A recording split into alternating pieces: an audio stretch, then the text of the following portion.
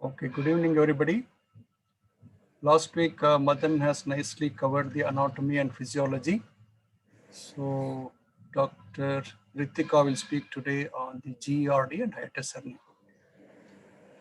Over to you, Ritika. Yes, sir. Good evening, sir. The topic of my presentation is GERD and hiatus hernia. I will be discussing definition, types, pathophysiology, diagnostic tests, and treatment for GERD, and then hiatus hernia I will be discussing. GERD is defined as a condition which develops when reflux of the stomach contents causes troublesome symptoms or complications. ACG definition is symptoms or mucosal damage produced by abnormal reflux of gastric contents into the esophagus. It is often chronic and relapsing. May see complications in patients with typical symptoms. It can be physiologic or pathologic. The physiologic GERD or gastroesophageal reflux is postprandial. It is short-lived. The patients are asymptomatic and there are no nocturnal symptoms of regurgitation. Pathological GERD, the patients will be symptomatic. They will have regurgitation, chest, heartburn, dysphagia. On endoscopic mucosal injuries can be seen and patients will have nocturnal symptoms. The endogenous anti-reflux mechanism comprises of lower esophageal sphincter and the endogenous esophageal clearance mechanism. The four anatomical structures involved in the lower esophageal sphincter are the intrinsic distal esophageal muscles, which are in a high toned state, and during swallowing for 500 milliseconds, they relax and again they get in the high toned state. The sling fibers of the gastric cardia, which extends from the junction of the cardia and the fundus towards the lesser curvature. They also helps in maintaining the lower esophageal sphincter tone. The diaphragmatic crura, especially the right crust, which is involved in the pinch-cock effect during increased intra-abdominal pressure, the size of the diaphragmatic crura decreases and it helps in maintaining the increased pressure at the lower esophageal sphincter. Increased intra-abdominal pressure, it increases the pressure at the gastroesophageal junction and hence prevents the reflux mechanism. Endogenous esophageal clearance mechanism I will be discussing in my further slides. The GERD can be caused, the anatomical factors which are involved in causing the GERD are altered length of the intra-abdominal esophagus, alteration of the phrenoesophageal ligament, altered obliquity of the esophageal gastric junction, or the alteration in the angle of His, reduced pinching effect, reduced pinching action, pinch-cock effect of the right crust of the diaphragm, alteration in the normal mucosal russet at the esophagogastric junction, alteration in the sling mechanism of the gastric musculature.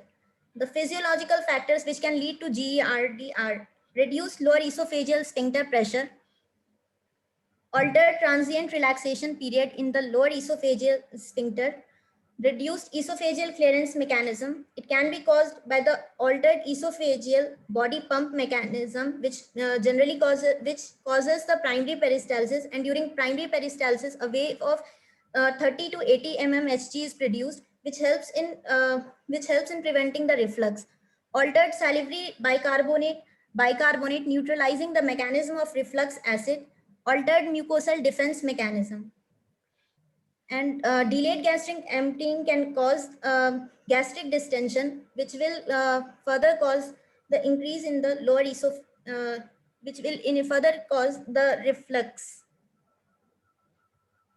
The pathogenesis of reflux, the fundus, if the fundus is distended, then the stretching of the fundus will lead to the stretching of the fundus will be there. The lower esophageal sphincter squamous epithelium is exposed to the acid, gastric acid juice. It will lead to the esophagitis. Increased stimulus to saliva to neutralize the esophagitis, and it will further lead to the fundal distension. The cycle repeats and sphincter is taken into stretched fundus. Effects like erosion, ulceration, fibrosis, and mucosal metaplasia will be seen. Sir, should I take questions? Yeah. Yes, sir. Any questions? See, you said the nocturnal symptoms is the main difference between physiologic and pathologic. Yes, sir. No? Yes, sir. Why the difference? Um, Go back to sir, that slide.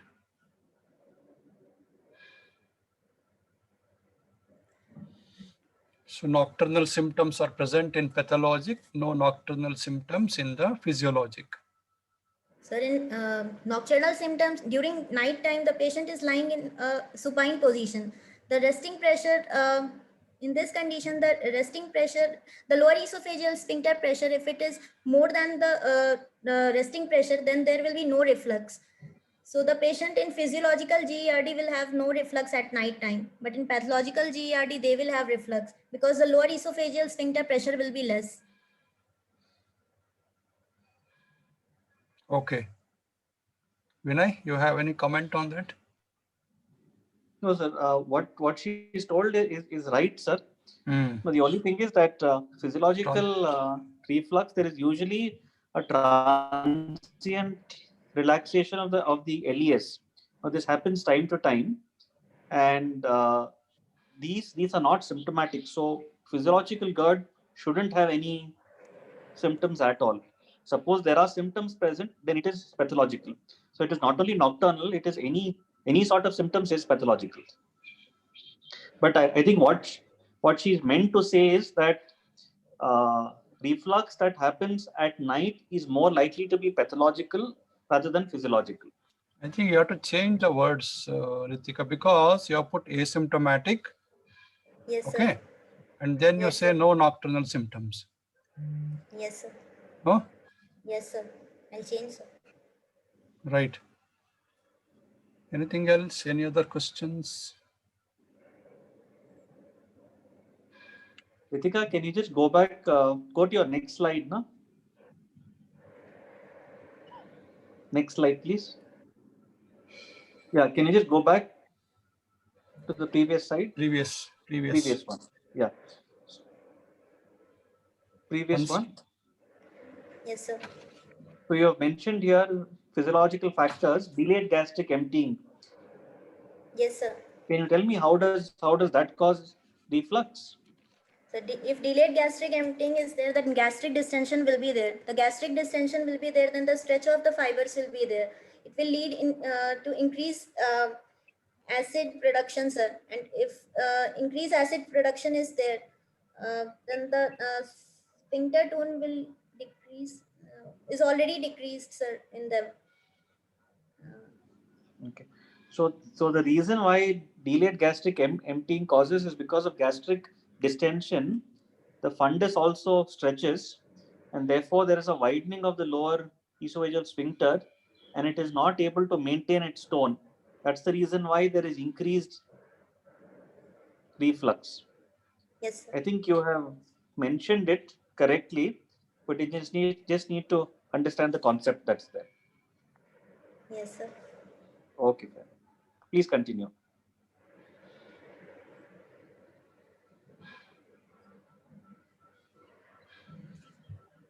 Um, So in GERD, patients will have esophageal symptoms. They may also have extra esophageal symptoms. The esophageal symptoms are the typical symptoms of GERD. They are heartburn, which is present in 80% of patients. Can also be called pyrosis. Regurgitation, it is present in 50% of patients. Generally, in this, digested food is regurgitated. Water brush is the water brush, odynophagia, and belching. The extraesophageal symptoms can be caused either due to the proximal esophageal reflux, which can proximal esophageal reflux can lead to the damage of the larynx. It can cause hoarseness, wheezing, throat and abdomen, throat pain, laryngeal stenosis. Whereas if there is a distal acid reflux, then it can cause irritation of the vagus, and the patients may have complaints of cough and bronchospasm.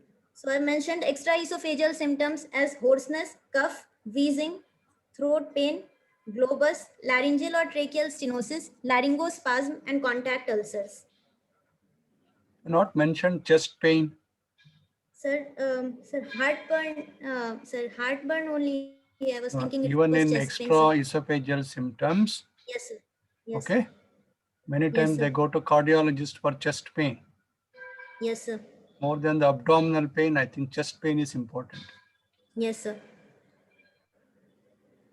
Okay. So what you have to understand is GRD, there are so many symptoms, no? Yes, sir. Can be related to the esophagus, or sometimes many times it may be, they may go to ENT doctors, cardiologist, and yes, pulmonologist, because of extraesophageal symptoms, Yes, sir. right? Carry on. Sir, the predominance, sir, heartburn, 80% predominance is seen, regurgitation, 54%, abdominal pain is there, cough, dysphagia for solids, hoarseness, belching, aspiration, wheezing, and globus. Sir, globus I couldn't understand, sir. Pardon? Globus. Globus, yes, sir. Madan, Sir, don't know, sir. Vanita,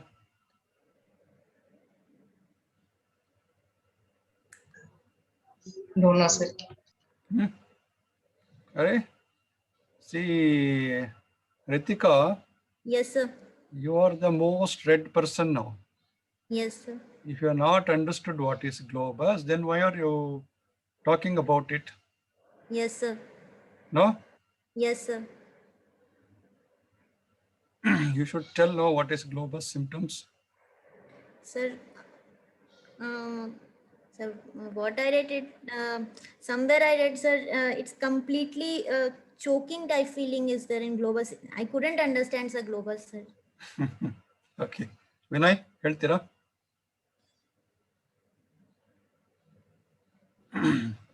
Globus is actually a ball-like sensation well in the throat, In the where till a patient. So, what you need to understand for globus is one, that the symptom is limited to the throat. Patients have a ball-like sensation of something obstructing the throat that causes difficulty in swallowing.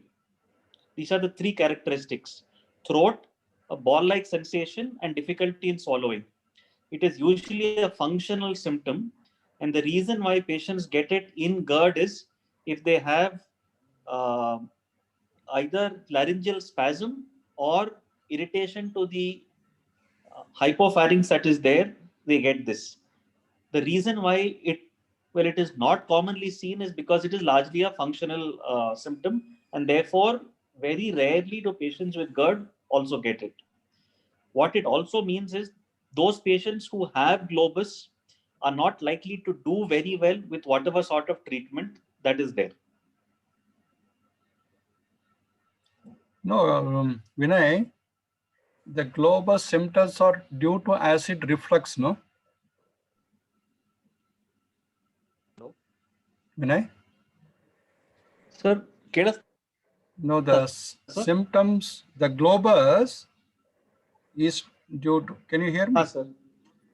Is due to acid reflux, Yes, no? sir. So once the acid reflux Illa, sir. stops, Actually, it is. Sir. it should, the symptomatic relief should be there, no? Globus symptom should not be there. No, sir. So globus is usually a functional symptom. Okay. It is not a direct cause of the reflux. The reflux can cause laryngeal spasm or irritation, and that can cause an impediment in swallowing. So the three characteristics to define that a patient has globus is symptoms in the throat, a ball-like sensation, difficulty in swallowing. So if these three characteristics are fulfilled, it is called globus. Globus, well, is not a common symptom of GERD. If it is present in patients of GERD, they are likely to have a high degree of functional symptoms that may not improve well with treatment. Okay, okay. So Mahesh has put otherwise called as throat anxiety. I think that describes. Ritika? Yes, sir. So you understood? Yes, sir, I understood, sir. Okay. So this is another symptom you have to ask. Yes, sir. All right, carry on. So Montreal classification of GERD. It classifies in GERD symptoms of GERD into esophageal syndromes and extraesophageal syndromes. Esophageal syndromes, symptomatic syndromes are typical reflux syndrome and reflux chest pain syndrome. The syndromes with esophageal injuries are reflux esophagitis, reflux stricture, Barrett's esophagus, and esophageal adenocarcinoma. The extraesophageal syndromes, in this established associations are reflux cuff syndrome, reflux laryngitis syndrome, reflux asthma syndrome, and reflux dental erosions. Proposed associations are pharyngitis, sinusitis, idiopathic pulmonary fibrosis, and recurrent otitis media. Sir, so diagnostic evaluation, I'll take, sir. Yeah, 1 minute. Madan has a question. Reason for dysphagia in GERD. Madan, you understood in the previous slide, she explained all that. Yes, sir. Injury to esophagus I've seen, sir. But one Right. second. Dysphagia, if you say, there may be stricture, there may be narrowing. Okay. Okay, sir. Right. Sir, if the differential diagnosis for GERD symptom is been asked, it should be our first diagnosis, sir. See, GERD differential diagnosis, there are so many things, no? Whether then first you have to see whether it is esophageal symptoms or the extraesophageal. Extraesophageal. Okay. Okay, GERD has a large amount of symptom complex. okay, sir. I think she'll come to that. Let us see. Okay, Ritika. Diagnostic evaluation. If the patient comes with classical symptoms of heartburn, regurgitation without alarming symptoms, the alarming symptoms are dysphagia, early satiety, GI bleed, odynophagia, vomiting, weight loss and iron deficiency anemia, then we can clinically we can come for the diagnosis of gastroesophageal reflux disease, and medical management can be started for these patients. The preoperative diagnostic testing. 4 investigations which we do generally in GERD are barium esophagogram, esophagogastroduodenoscopy, ambulatory pH and impedance monitoring, and esophageal manometry. Barium esophagogram, this is the first diagnostic test for dysphagia. This helps to, for hiatus hernia, it will helps to locate the site and the size and the type of the hiatal hernia. It will tell about the location and the length of the strictures, the location and the length of the mass if associated, which is causing dysphagia, can be known through barium esophagogram. Achalasia, bird beak appearance can be seen, dysmotility, gastroparesis. In these, barium esophagogram will be helpful. The limitation is detailed mucosal evaluation for Barrett's esophagus and erosive esophagitis is there. Ritika, go back. Yes, sir. So why you are talking about barium esophagogram as the first investigation? Sir, If first you are, patient. Yes, sir. pardon? Yeah, tell me. No, sir. Sir, patients generally come with the complaints of dysphagia, sir. Regurgitation is most common, heartburn is common, but mostly they will come to the hospital if they are having dysphagia. So we should rule out the other causes of dysphagia. For that, we are going to do barium esophagogram. So what you are telling is all GERD patients who come to OPD, they will have dysphagia. Yeah, no, sir. It's a complex. No, sir. Sir, the association of hiatal hernia with the GERD is 30 to 40%, sir, as per literature. To rule out that barium esophagogram. No. See, no, please understand, all three of you. Vinay will explain again.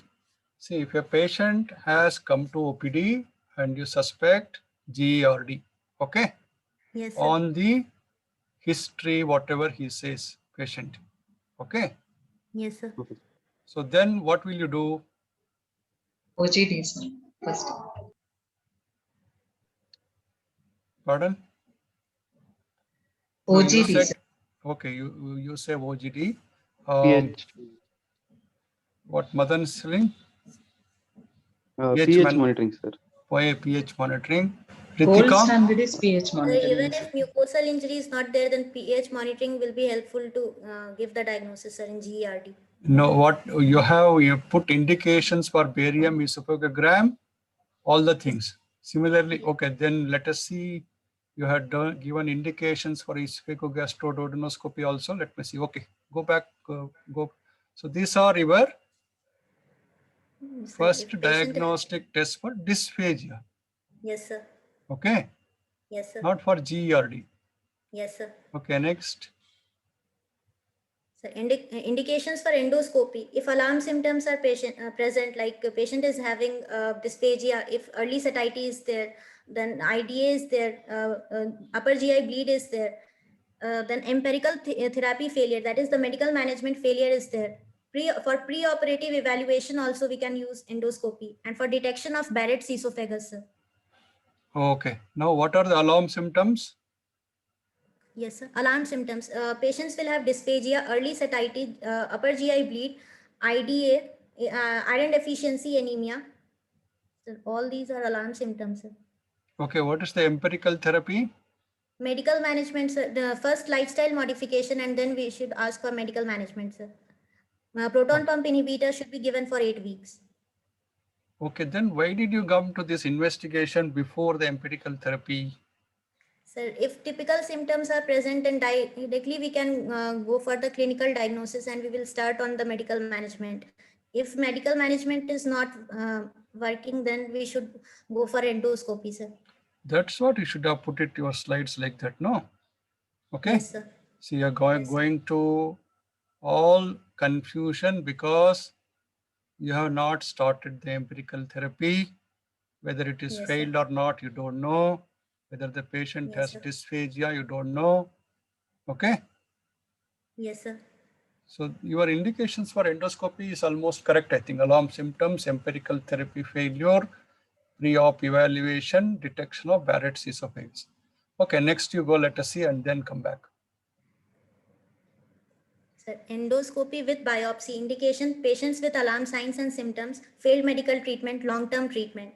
The absence does not exclude gastroesophageal reflux disease. It allows for the detection, management of esophageal manifestations and complications of GERD.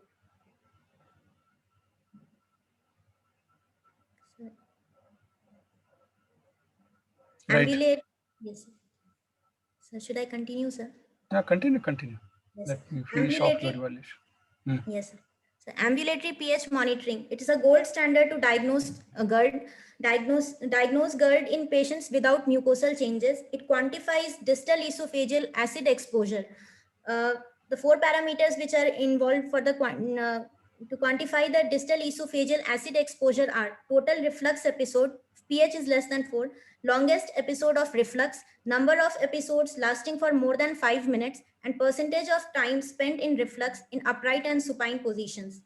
Based on this, there is a formula that assigns each of the data points relative weight according to capacity to cause esophageal injury, and a composite is calculated. That is the De-Messeter score. If the De-Messeter score is 14.7 or higher, abnormal distal esophageal acid exposure is there. It's not De-Messeter. De-Messeter Meester. score. De-Messeter. Okay. Yes, sir. De-Messeter. Scoring system you have put? No. Sir, I know that scoring system. I should tell. Tell. Yes, sir. Sir, in De-Messeter score, 3 parameters we have taken: heartburn, regurgitation, and dysphagia. If there is no heartburn, then 0 is the score we will give. If there is heartburn occasional, then it's 1. If heartburn is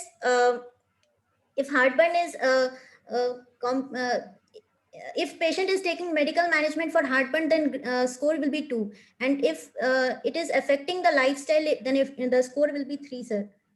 Then for regurgitation, again, if no regurgitation is there, score will be 0. If regurgitation is there, and patient has to drink, sir, regurgitation. So this I forgot, sir, regurgitation.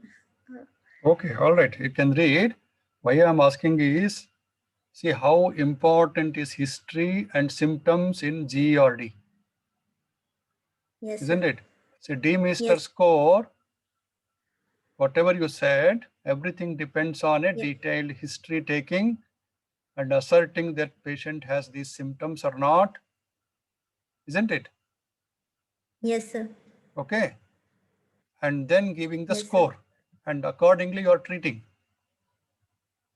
Yes, sir. Okay. Next. Esophageal impedance monitoring. So the principle is that the electric current has to be passed if through the electrodes. If air is present, then there will be a resistance to the flow of the current. But if any secretion is there, then there will be no resistance for the. Then there will be no resistance. The advantage of this investigation is it detects the episodes of non-acid reflux. It detects gas and liquid movement in esophagus. The pH sensors are there, which helps in simultaneous detection of acid and non-acid reflux, the direction of the movement of the esophageal acid exposures, antigrade event is there then like swallowing, and retrograde events like gastroesophageal reflux. The pH impedance catheter with proximal pH sensor for pharyngeal acid reflux. The disadvantage is automated analytical software is very sensitive and it overestimates the number of non-acid reflux episodes. So we are taking both ambulatory pH monitoring and esophageal impedance monitoring together for the evaluations in patients with GERD. True. Yeah. What is the indication you have put? Sir, ambulatory pH monitoring will be helpful in quantifying distal esophageal acid exposure, whereas esophageal impedance monitoring will be helpful in detecting the episodes of non-acid reflux. And it will also helps in locating where pharyngeal acid reflux is there or not, sir. So extra esophageal symptoms of GERD, if it is present, then it will be helpful. Okay, next. So then esophageal manometry, it assesses the lower esophageal sphincter pressure, location and relaxation. It assists in the placement of 24-hour pH catheter, and it assesses the peristalsis prior to the anti-reflux surgery. Okay, what is your next slide? Management. Okay, then stop. So management. Yes. No, stop. Okay. Right? They have a lot of misconception here. Yes, sir. Vinay? Sir. Hello. Hello. Sir, Can you are you just, able to yeah, I hear am me, able sir? to hear. Yeah. Yes. Okay. So, Ritika, Madan, and Vanita, see, the few things. Yes, sir. GRD is a clinical diagnosis. It is always a clinical diagnosis. And the clinical diagnosis, you need to have heartburn and or regurgitation. The reason why they have heartburn is because of acid reflux. When you have regurgitation, it means that there is volume reflux. So these are the two symptoms that are essential to making a diagnosis of GRD. Okay. Now, once you have a patient with GRD, you would then classify is whether they have typical symptoms, atypical symptoms, or extra esophageal symptoms. Somebody who has typical symptoms of a short history does not need any further investigations, and these patients can be treated with a short-term course of either HRAs, that is your ranitidine, famotidine family, or PPIs. When you have patients with atypical symptoms or extra esophageal symptoms,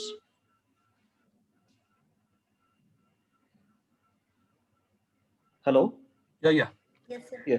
When you have patients with atypical symptoms, extra esophageal symptoms, or symptoms that are for a long duration, patients who have alarm symptoms or are not responding to a trial of PPI or HRAs, these are the patients in whom you would investigate further. The investigation of choice is an endoscopy, is an upper GI endoscopy where you look for the presence of erosions or ulcers, hiatus hernia, and Barrett's. These are the 4 things that you need to look for. The other tests are done as adjuncts if you need to plan or modify the treatment strategy or to assess for complications. So in your exam or viva or in your practice, endoscopy is the only test that needs to be done. Now coming to your points, when do you do a barium? When you've got a patient with a GERD in whom there is significant dysphagia, then you would do a barium. Go back to Otherwise, that no. slide, Ritika, your barium Yes. slide. Okay, Vinay, continue. Yes, sir. So the indication for doing a barium in a patient with GERD is if they have significant dysphagia. Otherwise, it is not routinely done. And what do you look for? You look for a peptic stricture. Now, earlier, before endoscopy was common, they were using a barium to look for a hiatus hernia, where you had gastric rugae that was seen above the level of the diaphragm. So historically, a barium used to be done in patients with GERD to look for a hiatus hernia. These are the only 2 indications for barium in a patient with GERD. Can you go Ritika, to go the back next? and change this, okay? Yes, Instead sir. of this, your concept of these things are very, very old. Yes, sir. Endoscopy is more useful for mass and then mucosal evaluation, everything. What Vinay has told you, understood, no? What are the indications? Sir, 2 indications are there. Peptic stricture is there and GERD with hiatus hernia. In those 2 conditions, we should go for barium esophagogram. Hiatus hernia? No, I think. No, Vinay? No. Not required. Severe Yes, sir. dysphagia. No, so it is historically in the past when a patient had persistent symptoms to look for a hiatus hernia, they were doing a barium. It is now no longer done.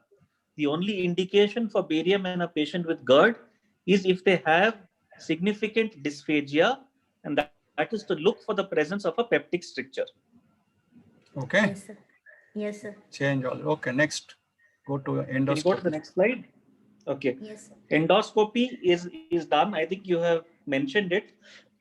Endoscopy is done somebody with atypical symptoms, extraesophageal symptoms, alarm symptoms, and who doesn't respond to conventional therapy or empirical therapy.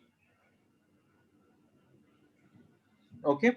Yes, sir. Now in endoscopy, you would look for the presence of erosions, ulcers, Barrett's, and hiatus hernia.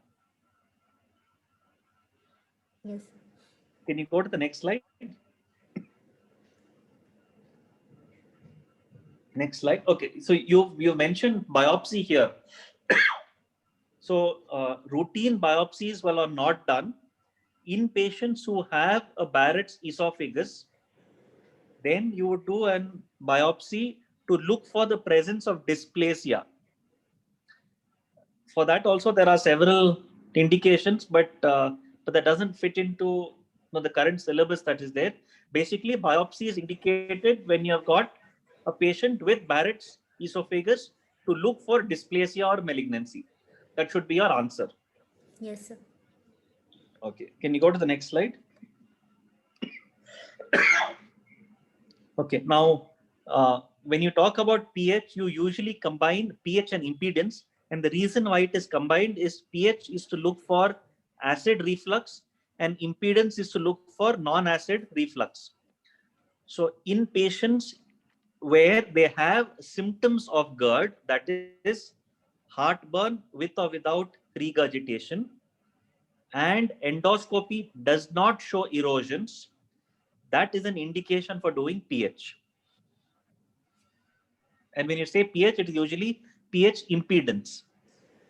Yes, sir. The other indication for doing pH is for a study protocol. Okay, next. Okay. Impedance Now, already covered. Yes, when you talk about Demister, so there are 2 scores here. One is the Demister value that is calculated based on the symptoms. The other is a clinical Demister score, which is what that you mentioned on heartburn, regurgitation, and dysphagia. So that is a Yes. clinical Demister score, which is different from this Demister value that is there. Will you go to the next slide? Impedance will is basically look for non-acid reflux or volume reflux. This is in patients who have delayed gastric emptying, who don't have excess acid secretion, who have a patent, relaxed lower esophageal sphincter or a hiatus hernia. Most people combine a pH and an impedance together for a better diagnosis. Indications are the same as pH. Next one. Okay. Manometry. So in a patient with GERD, in whom you're planning a surgery, if they have symptoms of chest pain or dysphagia, these are patients where you would get a manometry done to decide on whether to do a complete or a partial fundoplication. Otherwise, manometry, there is no role for patients with GERD. Manometry is usually done for motility disorders. Right. Okay. Sir, Next I think is Vanita had a question, sir, or there were some questions that was there. Questions are there. No, what postgraduate should understand is, see, GERD, basically you have to understand and take a good history about symptoms. Okay. You're Yes. not going to do barium and all just because you suspect GERD. Okay. Okay, sir. Symptoms, very, very important. Take a detailed history of the patient when you, and if there are no alarming symptoms, you are going to give an empirical therapy and see, and then evaluate if required. See, in the present practice, the role for barium swallow is very, very limited. Most of the time we don't do it. Okay. And if you Yes. are doing the surgery, then only most of the time we will be doing the manometry and also the pH impedance study. And pH study may become important if there is atypical symptoms or extraesophageal symptoms. Okay. Yes, sir. Reason for dysphagia and GERD, Madan, you have understood? Still you have any doubts? Yes, sir. Understood, sir. Understood, No, sir. no? If there is Yes, sir. Because of stricture or if there is any ulceration in the esophagus, lower end of esophagus, or if there is any growth, okay? Something that okay, sir. drugs causing GERD. Vanita, what's anything in your mind? Sir, I know certain drugs are like anticholinergic drugs. They're all very Calcium channel blockers. Barbiturates, diet- calcium channel blockers, diazepam. well, So they're can I all just yeah, interrupt Vinay. here, sir? Yeah, So yeah. I think that is a good question, and one of the questions which a lot of examiners like to ask. There are a lot of drugs that can cause reflux, but the ones that they usually look for is one is tetracyclines, because they are known to cause something called pill esophagitis. Okay. The second is bisphosphonates, uh, which they use for osteoporosis. These are all classical, as in, so a lot of drugs can cause, but in most patients they don't cause. But there are some of these medicines which tend to cause reflux in almost all patients, and three of them is your NSAIDs, bisphosphonates, and tetracyclines. So if you mention these drugs, so they usually don't go beyond this. Oh, Vinay, Yes, sir. just correct me if I am wrong. All Sir. these they cause esophagitis. Yes, sir. Will they cause GERD also? So, so the thing is that they cause symptoms of reflux. GERD, yeah. Yes, sir. Symptoms. Hmm. They don't cause reflux. So what Vanita told is anything that would affect the GI motility or relaxes the sphincter. Those are the ones that would cause reflux, pathological reflux. But drugs that are known to cause symptoms of GRD are these three, sir, This one, yeah. usually. Okay. Vanita, you're okay with that? Can we give prophylactic Yes, PPI for the patients taking those drugs? Vinay? Yes, sir. So there is no role for prophylactic PPIs in general, because PPIs themselves have their own side effects. If patients have symptoms, yes, or if patients have a proven symptom after having taken these drugs in the past, then yes. Otherwise, no. Otherwise, you tell the patients to take those drugs only after food. They should not take in empty stomach. Yes. Yes. Okay. So Yes. what is your justification for having proton pump inhibitors before or after food? Ritika, proton pump, anyway, will come later also. You can, if you want to tell, you can answer now. Yes, sir. You want to give PPIs before food, with food, after food? Sir, before food, sir. Why? Sir, it should be given because proton pump inhibitors, they will act upon the parietal cells and they will inhibit the acid production. So, sir, if we are giving before food, then already sir, if patient will take food, then after taking food, the parietal cells will produce acid. And then if we are giving proton pump inhibitor, then it won't be effective. If before only we are giving, then it will be effective. So I don't know, sir. How long before you give Sir, food?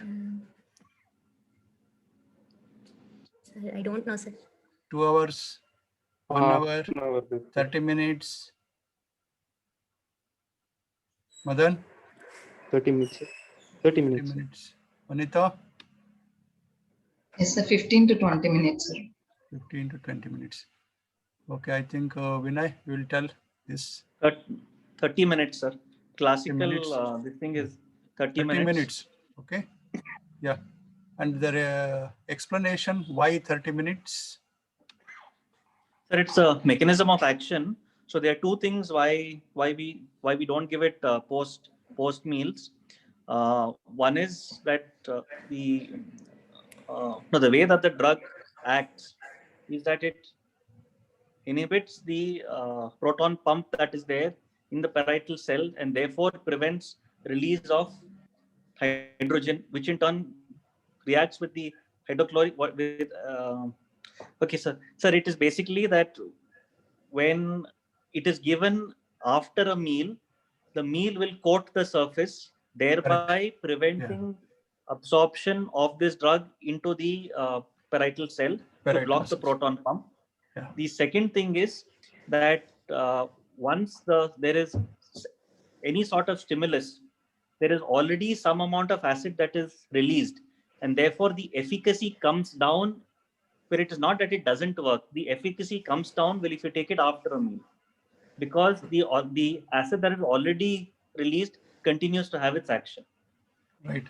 I Similarly, don't know the exact physiology. I can get back on that, sir. But this is the theory, sir. Yeah. Similarly, a lot of people give what is this Digene, all those things, and then give PPI. That also because there will be coating over the gastric mucosa. The PPI's action will not be good. That's correct, Vinay? Yes, sir. Again, that prevents action of the PPIs. Correct, sir.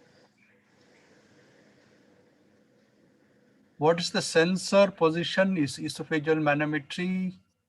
That I think she explained. Ritika? Sensor position in esophageal manometry, sir. Sir, I didn't tell, sir. So it is actually the lowermost sensor is about 2 to 3 centimeters from the tip. So if you place the tip of the probe at the G junction, it is enough. But the location of the sensor should be 3 centimeters above the G junction. Vanita, that's the answer. Yes, sir. See, Vanita has finished gastro posting. You didn't go and see the esophageal manometry. or the impedance No, sir. is, why? See, these are the opportunities you have to utilize. So when there is a case, you go there, see, okay, all three of you, Yes, how sir. is the pH manometry done? Okay, Yes, Yes, sir. sir. you should know because they do almost once or twice a week. I think you should go and see. Right? Yes. Yes, Yes, sir. Okay. Next. management, sir. Right. So management, the goal is symptomatic relief, heal esophagitis, prevent or treat complication, and maintain remission. The various treatment modalities are lifestyle modification, medical management, and surgical management. Lifestyle modification, obese, we should ask patients to reduce weight, diet, frequent but less intake, avoid eating 2 to 3 hours before sleep, avoid spicy chocolate peppermint, stop smoking, head and elevation of the bed, avoid tight clothing at the waist. Medical management, so mostly we are using proton pump inhibitors now. Proton pump inhibitor therapy indication is GERD with typical symptoms, 8-week course, maximum pharmacological effect 4 days after initiation, effect lasts till the life of a parietal cell, stop 1 week before the ambulatory pH monitoring. Other drugs which we can give are antacids, then mucosal protectors like bismuth, colloid, sucralfate also can be given, sir.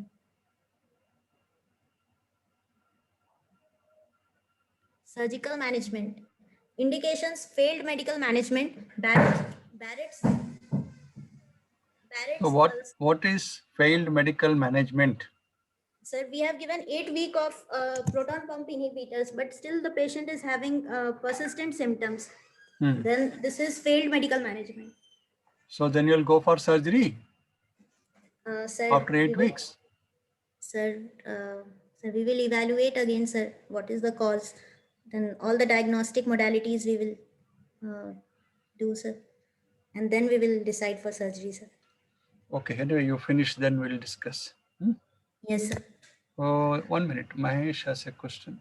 How would tight clothing at the waist reduce the symptoms? Ritika, can you reduce the symptoms or increase the symptoms? Increase the symptoms, sir.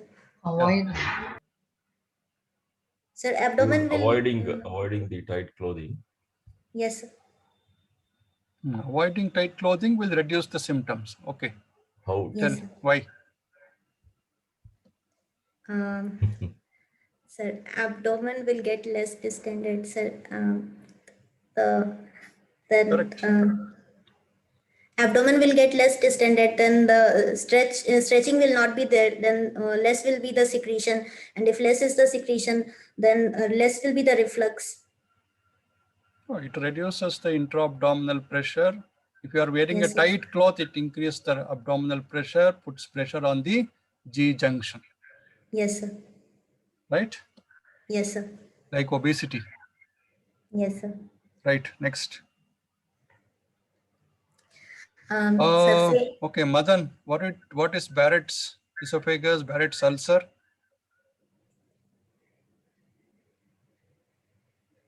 Barrett's esophagus is a metaplasia of the distal end of esophageal columnar epithelium into squamous epithelium, sir. Lower end of the Barrett's ulcer, I'm not. ulcer is ulceration. Okay.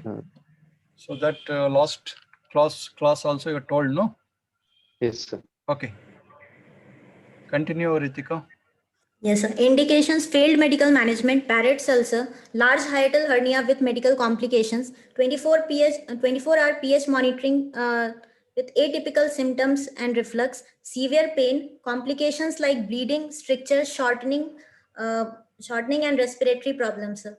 Shortening of the esophagus and respiratory problems.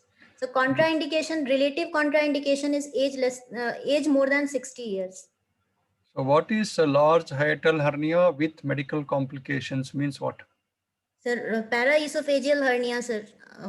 Sir, with medical with the patients having dysphagia and regurgitation, and if the patient has developed volvulus of the stomach, sir, That that is is a medical complication. complication. No, sir. It's a surgical complication, sir. I should have written complications. Hmm?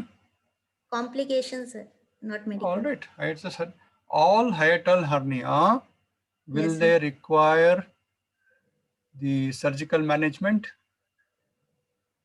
No, sir. If they are not symptomatic, not required, sir. Not symptomatic, not required. Okay, so what are you, that's why you said medical complication. What are the symptoms? It can be lower Sir, end esophagitis, okay, Yes, sir. ulceration. You have not Yes, given the classification of esophagitis, no? No, sir. Okay. All right. Vinay, you will come here. Ha, sir. Indications. Ritika, can you just go back to the previous slide, please? Okay. So you've mentioned here 8-week course. Most people don't follow an 8-week course now. They would give it for either 2 weeks, and if they have longer symptoms, so they give it for 12 weeks now, 3 months. Okay. Yes, sir. Yeah. Can you just go to the next Yes, sir. slide? Yeah. Okay. So when you're talking about surgery for patients with GERD, yes, failed medical management. So here you would need to define what is failure. So failure could mean either complications of PPIs or intolerance to PPIs, or patient is not willing to take long-term PPIs, or patient continues to have symptoms despite taking adequate PPIs. All of these are indications for surgery. Now, apart from GERD, when you have associated conditions, so GERD with hiatus hernia is an indication for surgery if the classification of GERD is Los Angeles C or D. If it is A or B, you don't operate, you would still manage these patients medically. If the size of the hiatus hernia is more than 3 centimeters, you would consider surgery. If it is less than 3 centimeters, you can still manage the patients medically. Complications like stricture or Barrett's, these are indications for surgery. Bleeding, no. Shortening, no. Respiratory problems, no. And there's no contraindication. Irrespective of the age, you can operate these patients. Yes, sir. Ritika, Yes, sir. see, Dr. Vinay said 3 centimeters, okay? Yes, sir. More Yes, than sir. this or less. How do you measure it?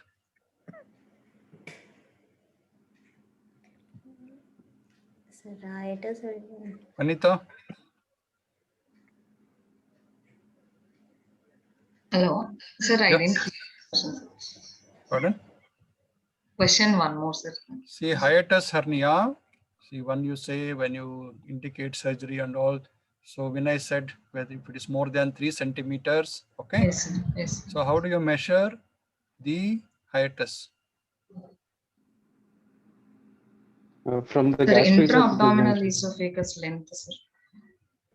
Pardon? Intra-abdominal esophagus length, sir. Or No, hiatus hernia size. Okay. How do you know? See, you're to decide you're going for a surgery, isn't it? Yes, sir. How do you measure? How do you know that it's 3 centimeters or 2 centimeters or 1 centimeter?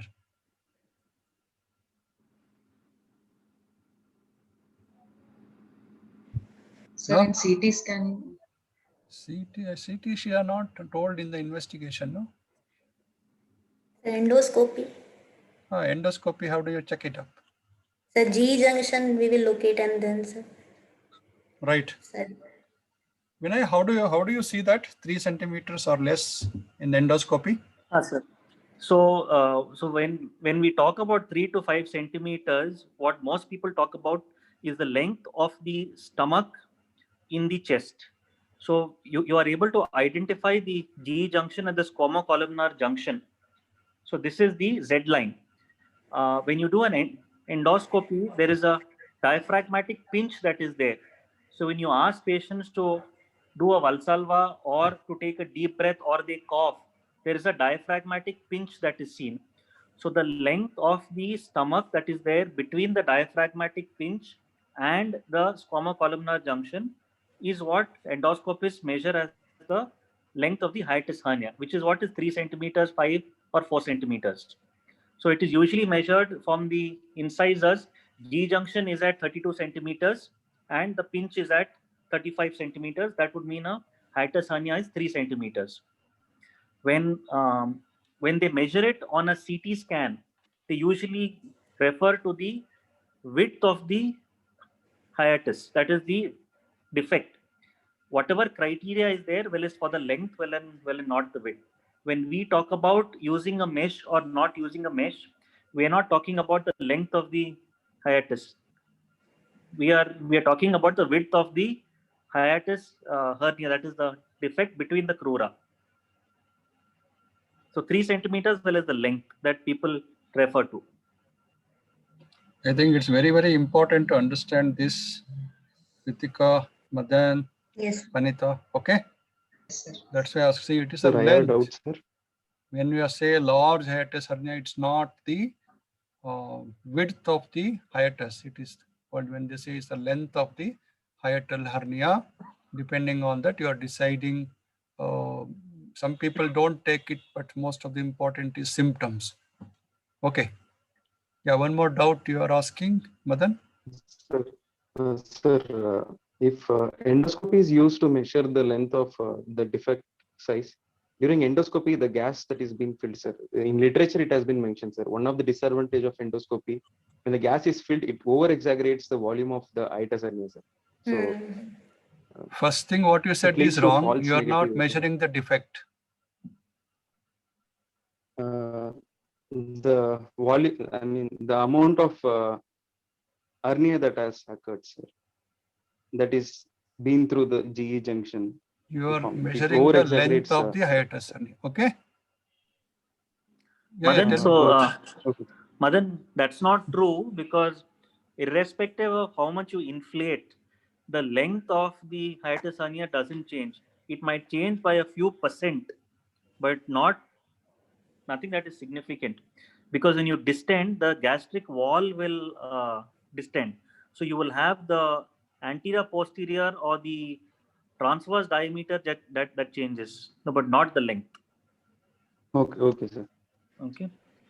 You understood, Madan? Yes, sir. Because the way you said the defect, then I said you may not have understood this. You're not measuring the No, sir. defect, Only no? the yes, sir. The length. Okay. See, that's why CT scan has no great importance in managing the hiatus hernia. Okay.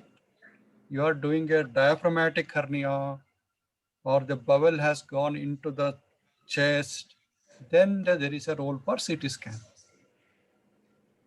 Okay, sir. Okay. Continue, Ritika. Yes. The principles of surgery, sir. The principles of surgery, the lower esophageal sphincter pressure is maintained twice the resting gastric pressure. The adequate length of the intra-abdominal esophagus should be maintained. A position of the diaphragmatic crura, reduction of the hiatus hernia if it is present. The tension-free fundoplication should be done, and repaired esophagogastric junction should relax during the swallowing adequately. Sir, in this, first we should reduce the hiatal hernia, then restore the intra-abdominal esophagus, approximate the diaphragmatic crura, and then perform the fundoplication. The diagram is wrong. Okay. Right. What is wrong in this diagram? Sir, approximation of the diaphragmatic crura, it should be posterior. That is there. Okay. See, there are too many stitches. 1, Yes, 2, sir. 3, 4, 5. Yes, sir. No? 3, yes, sir. Usually you put 3 and loose. Okay. Next. You won't put so many sutures. Yes, sir. Right. Sir, steps of nascence fundoplication. we generally go for a left crus approach. In left crus approach, sir, first, the phrenogastric ligament should be divided in order, and then we enter into the lesser sac near the inferior margin of the spleen, and then the fundus is mobilized, and then the phrenoesophageal ligament is further divided in order to completely expose the left crus of the diaphragm. What you are showing is not phrenoesophageal ligament. In completely exposed the left crus. Sir, in this it is not there. Gastrosplenic. No, Yes, sir. understand things properly, no? Yes, sir. So what you are there is at the greater curvature of the stomach next to the Yes, sir. spleen, which is the, Phrenogastric ligament. okay, phrenogastric. Phreno means what? Diaphragm. Yes. Diaphragm. This is spleen. Okay, go next. See, your approach to surgery is not correct. You are not explained what are the options in the surgery. Yes. Okay, Sir. next. You straight away go to explaining the fundus niscens fundoplication. Yes, sir. This is where the Sir, come. phrenoesophageal membrane. Okay. So this is the phrenoesophageal membrane. You want to explain all the surgery or principles you told? Next. Sir, steps I should not tell, sir. Continue. Yes, sir. Sir, then the right crus. So the right crus is divided. For this, the phrenoesophageal membrane is divided first, and then the complete right crus of the right crus of the diaphragm is exposed, and the hiatus is exposed, sir. Then we should approximate the crura of the diaphragm, the posteriorly, and then 52 French boogie should be inserted inside, and then fundoplication should be done. Fundoplication can be of two types. It can be complete, as in niscens, and it can be partial.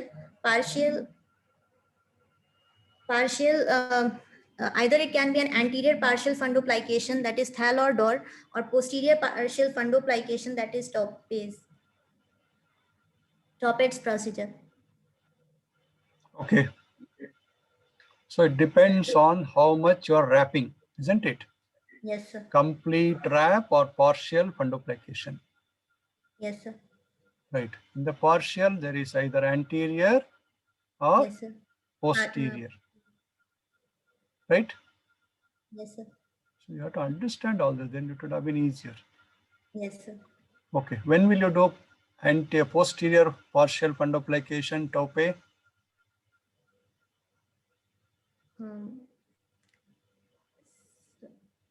Sir, indication I don't know, sir. Posterior partial fundo. Sir, I don't know, sir. You know? Madan, Vanita? No, sir. Sir, studies have conducted with thing. There is no any definite difference between niscens and Toppett's, sir. Both have concluded the same benefits with the surgery, sir. Specific indications are not there, sir. But if the patient has GRD symptom along with esophageal dysmotility, Toppett surgery has been proved efficient when compared to the Nissen fundoplication, sir. Okay, that is one. Okay. Then any other? If you have got a achalasia cardia and doing a surgery, what will you do?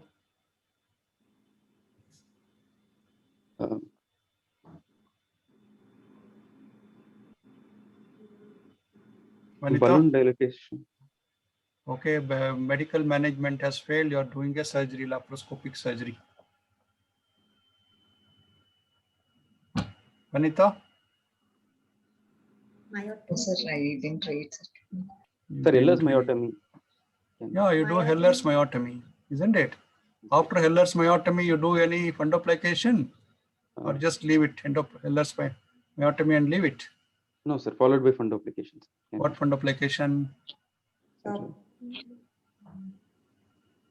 not sure about the type Sahana of- is there, no? Sahana, you can come in.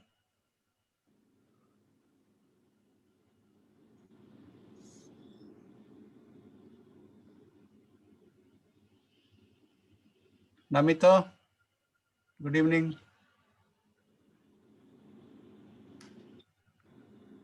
Anterior fundoplication, sir. Anterior fundoplication. What is it called?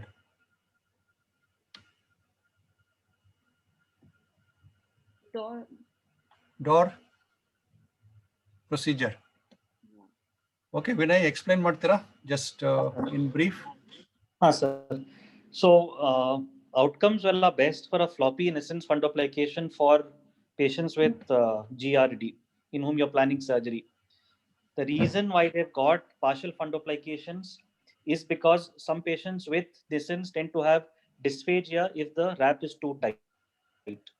Uh, Indication for doing a posterior two-phase fundoplication is when a patient has a motility disorder in addition to GRD, or the manometry shows either reduced peristalsis or an ineffective esophageal clearance. DORS is usually not done when we do GERD. Now, in patients with achalasia cardia, when we are doing a myotomy, what is preferred is a posterior two-phase so that the two edges of the myotomy are kept wide apart. However, if there is any mucosal breach or a doubt of mucosal integrity while doing the myotomy, we use a DOR or a THAL fundoplication to cover the mucosal defect so as to reduce the chances of a perforation. Perfect. I think you understood. Sure. When you do a Nissen's fundoplication, most important thing is you should do a floppy repair. Okay.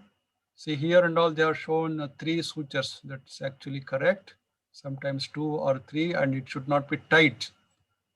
The idea is to give a wrap around it, not to make it very tight. If you make it tight, they will have again dysphagia and very difficult to manage afterwards post-operatively. Okay. The key sir. word is floppy Nissen's fundoplication. When there are typical symptoms, patient, that gives a good relief. If the patient has, as Dr. Vinay explained, there are some dysmotility, or some people do it in older age people also, Taupe procedure, and sometimes DOR procedure. Okay, next. That's all? No, sir.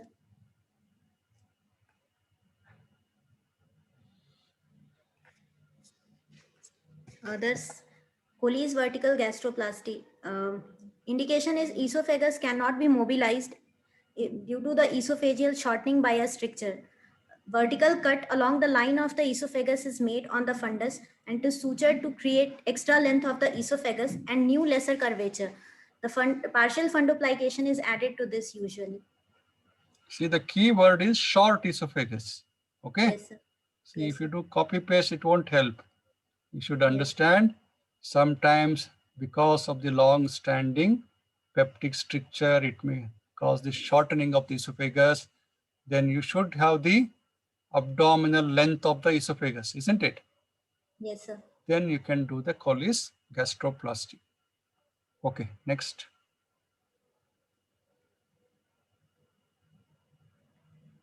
Belsey-Mark operation. It is done through the left transthoracic approach. The angle of esophagus. It is generally done in GERD with hiatus hernia. Sir. It is done through the left transthoracic approach. The angle of the esophagus is restored with sutures. The partial anterior fundal wrap is done. Esophagus is pushed down by esophago-diaphragmatic plication sutures. Is it practiced, Vinay? I've never seen this.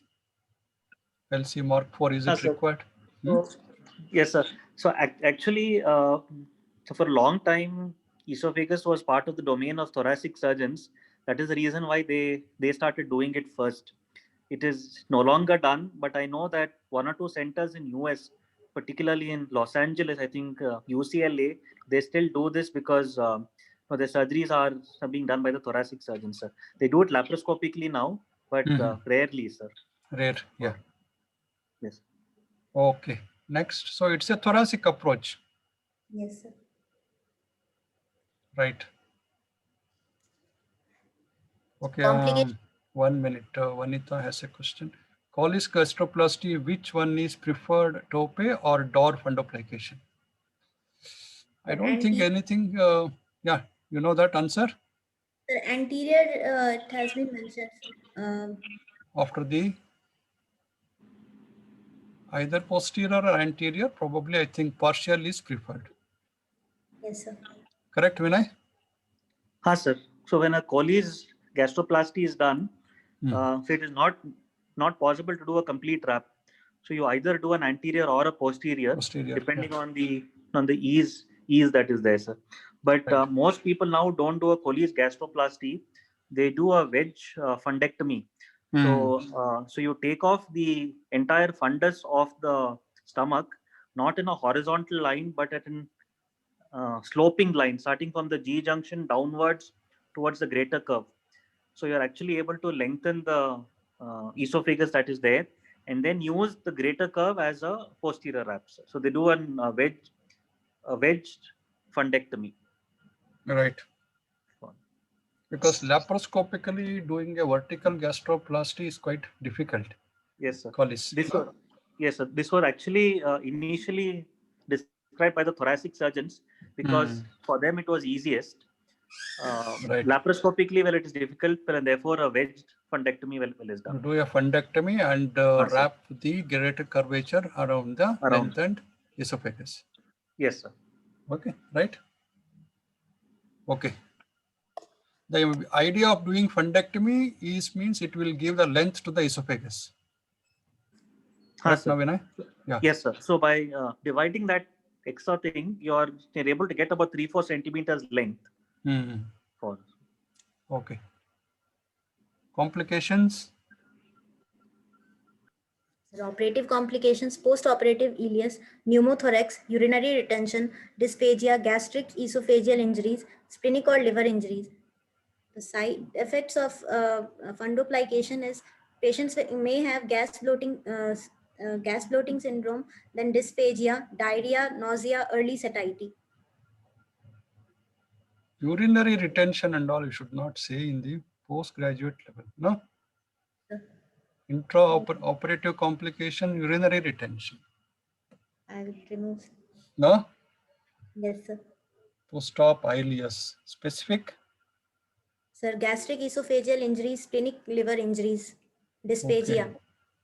Why dysphagia? Sir, we are doing fundoplication. If it's not tension free, then patients may have dysphagia. Tight wrap. Okay. Side effects. Okay. Continue. Both you have put dysphagia. Ritika, yes. One of the things that you have to mention is delayed gastric emptying. I think that is important because of injury to the vagus. Yes, sir. Yes, sir. Okay. Why diarrhea?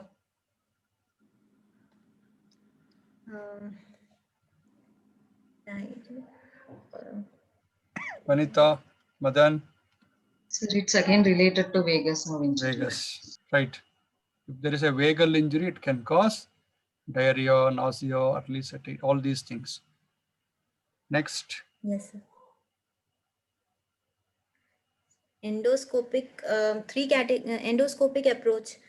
In this radiofrequency application to increase the lower esophageal sphincter reflux barrier, endoscopic sewing device, and injection of non-reabsorbable polymer into the lower esophageal sphincter area. These have been practiced, but not used. The recent modalities, Isofix and Lynx. Isofix is a flexible multi-channel endoluminal device that uses fasteners to construct a full-thickness gastric plication and to create an anti-reflux valve at the gastroesophageal junction. The endoluminal fundoplication can be created up to 4 cm in length and 270 degrees. The procedure is performed under general anesthesia and the device is inserted over a gastroscope, and because multiple fasteners are loaded on the end of the device, the entire anti-reflux valve can be created during a single device insertion. Okay, you finished the other one also. Yes, sir. Links. Links is links is an MSAID that consists of string of magnetic beads that is positioned around the distal esophagus to increase the lower esophageal sphincter resting pressure to counteract the gastroesophageal reflux. What During is MSAID? a magnetic sphincter augmentation device. Sir. Right. During peristaltic swallows, the propagated food bolus separates the beads, the opening the gastroesophageal junction and allowing the bolus to pass into the stomach, after which the beads return to their original position. It can be sized to the esophagus of the patient, which creates the lower esophageal sphincter augmentation to prevent pathologic GER, but permits the passage of food bolus and allows the patient to belch. The second advantage is magnetic forces are inversely proportional to the distance between them, and it allows the easier passage of the large foot boluses. And magnetic forces do not decay over the time, so the anti-reflux effects would not diminish after the age of the device. This device can be placed laparoscopically, sir. Okay. Over? Yes, sir. Right. Sir. Now, why the endoscopic methods have not Yes, sir. replaced the surgical method? Sir, sir, the 2 year within the 2 year follow-up, it has been found that results are same for esophax and links as compared to the Nissen's fundoplication. But later the dysphagia is found more in these approaches, more than the patients, more than in patients with Nissen's fundoplication. So it has not, sir. So still we are using Nissen's fundoplication more than these endoscopic approaches, sir. Vanita? Sir, exact causes I don't know, sir, but I can think of either could be because of recurrence or how she said it can be because of dysphagia. No. See, what is the principle of Nissen's fundoplication? Can it be compared with the endoscopic methods? What are the principles?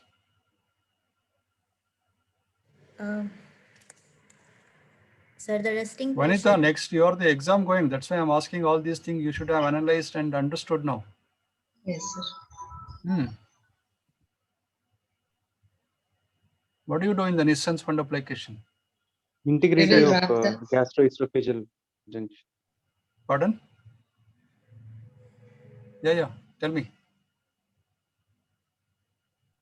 Sir, compliance of GJ junction restored, sir. How? Sir, by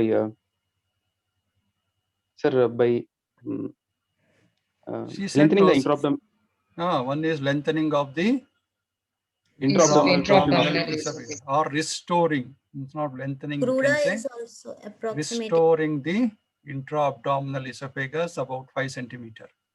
Next, Crura is also approximated, sir. approximating you are tightening the crura. Yes, Okay. sir. Next, And the pressure is the lower esophageal sphincter pressure is increased by wrapping the by doing fundoplication, sir. More than the you are resting pressure. restoring the G junction, which was lax, right? Yes, sir. So all these things are not being done when you are using the endoscopic method. You are just maybe there is in the esophagus, you are doing the valve mechanism, isn't it? In that Yes, it is endoscopic. Vinay, you want to comment? Yes, sir. So if you go back to the original slide that is there, the reflux mechanism is maintained by luminal and extraluminal features. Endoscopic devices only address the luminal problems. They do not address any of the extraluminal problems, and that is why the chances of failure are very high. And there is a new device coming almost every year well into the market, but nothing has proven to be successful because the extraluminal factors are not being addressed at all. Which is the same thing that sir has told. You have to maintain the adequate length in the abdomen, get an good crural approximation. These are the things that are not addressed. Right. See, Vanita, you have to understand all the principles and behind surgery, all these things now. Yes, sir. Okay, Madan, Ritika. Yes, Okay, sir. next. Sir, hiatus hernia. Hiatus hernia refers to the herniation of the elements of the abdominal cavity through the esophageal hiatus of the diaphragm. Classification: type 1 sliding hiatus hernia. The gastroesophageal membrane migrates above the diaphragm. The stomach remains in its usual longitudinal alignment. Type Ritika, how 2 many more slides you have? Sir, I have. Okay, I think we'll cover hiatus hernia on another day, no? Vinay? Yes, sir. You have so many things. Okay, sir. Yes, sir. Next week you cover. Okay. Yes, sir. Thank you. I think you have read everything, but not understood many things. Better go back, think about it. Yes, sir. GRDC, Vinay has given so much of good insight. Make use of everybody in the unit. Okay. Yes, sir.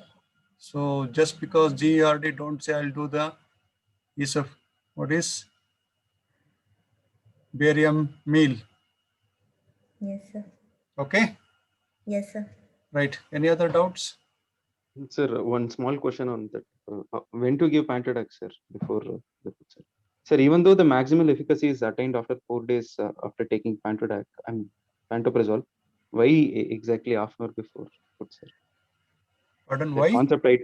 Why exactly half an hour before food it should be taken, sir? Even though its maximum efficacy is gained after 4 days of drug consumption. That part I didn't understood properly, sir. Okay, you go. Madan, Yes, sir. the onset of action is half an hour,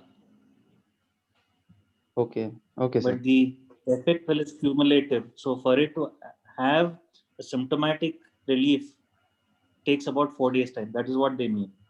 Okay, sir. Okay, sir. Thank you, sir. You understood, Madan? Yes, sir. Actually, Onset of your action. questions were not related. See, why it should be given half an hour reason is different. The effect of pantoprazole or the symptom relief may occur after 4 days. Okay, Okay, sir. immediately you may not see. Right, any other questions?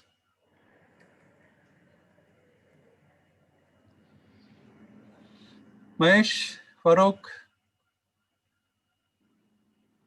hope they understood the concept of it. Okay.